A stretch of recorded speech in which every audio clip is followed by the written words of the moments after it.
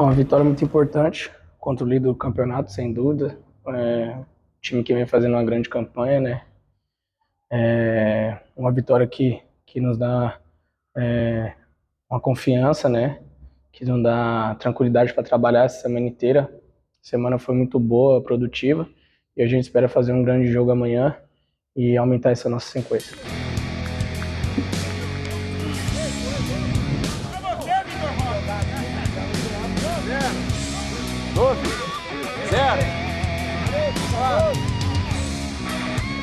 A gente entrou no jogo, né, que nem eu falo, motivado, né, com muita vontade. Então, que nem eu falei com os companheiros, o Mozart também falou para nós, um jogo dessa grandeza, não precisa alguém ficar motivando nós, né?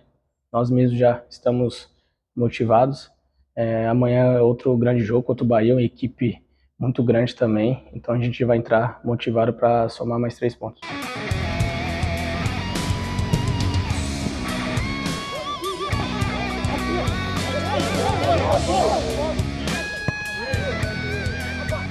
Sim, né? No jogo contra o Cruzeiro, por motivos contratuais, torci bastante ali de cima. Que nem eu falei, é uma vitória muito importante para nós. Mas mudamos, né? Agora essa chavinha aí, trabalhamos essa semana para enfrentar a equipe do Bahia, que também vem fazendo uma grande campanha no campeonato. Mas a gente está preparado, né? O Mozart já passou o caminho para a gente. Hoje nós encerramos nossa preparação e amanhã é mais uma guerra.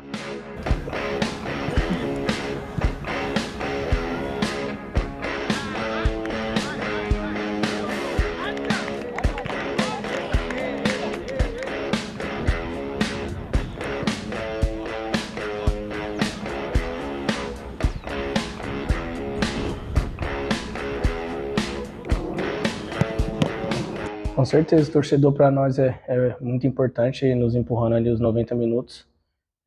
Contra o Cruzeiro foi lindo de ver, muito bonito. O torcedor compareceu e gritou os 90 minutos. Então amanhã eu convoco os torcedores para vir novamente no Brinco, lutar e apoiar nosso time os 90 minutos.